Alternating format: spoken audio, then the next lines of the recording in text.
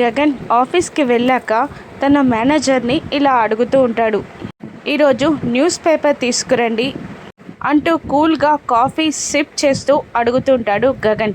ఎందుకు సార్ అని అతను అడుగుతూ ఉండగా, ఈరోజు న్యూస్ పేపర్లో ఏదో క్యాన్సర్ చిన్న పాపకి ఆపరేషన్ అని న్యూస్ వచ్చింది కదా, దాన్ని చూద్దామని అని అంటుంటాడు గగన్. ఇక అతను న్యూస్ పేపర్ తీసుకొచ్చి గగన్కి అందించి, ఈరోజు క్యాన్సర్ అమ్మాయి న్యూస్ ఏం రాలేదు సార్ అనగానే షాక్ అయి అంతా పేపర్ అంతా తిరిగేస్తూ ఉంటాడు గగన్.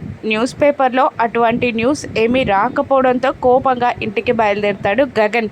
గగన్ ఇంటికి వచ్చే టైంలో భూమి, శారద, పూరి, శివ అందరూ హాల్లో డ్యాన్స్ చేస్తూ ఉంటారు. గగన్ కార్ సౌండ్ విని శారద, పూరి, శివ షాక్ అయి మెల్లిగా పక్కకి తప్పించుకుంటారు. కానీ వినని భూమి చక్కగా డ్యాన్స్ చేస్తూ ఉంటుంది. గగన్ బూటు కాళ్ళతో శబ్దం చేస్తూ కోపంగా వచ్చి భూమి ముందు నిలబడతాడు.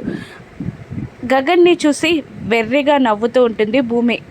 ఏంటి, ఏం చేస్తున్నావు నువ్వు ఇక్కడ అని అడుగుతూనే, అవును ఈరోజు క్యాన్సర్ ఉన్న అమ్మాయికి డొనేషన్ ఇచ్చానన్నావు కదా, ఎలా ఉంది అని అడుగుతుండగా, పర్లేదు అని భయంగానే చెప్తూ ఉంటుంది భూమి. ఏ హాస్పిటల్ అని గగన్ అడగగానే తడబడుతూ ఉంటుంది భూమి. అది అని అడుగుతూ లాయర్కి ఇచ్చిన 2 లక్షలని గుర్తు తెచ్చుకుంటుంటుంది భూమి. నువ్వు అబద్ధాలు చెప్పడం, నాటకాలు ఆడడమే కాకుండా మా అమ్మకి కూడా అవి నేర్పిస్తున్నావా అని అంటూ భూమిని తిడుతూ ఉంటాడు గగన్.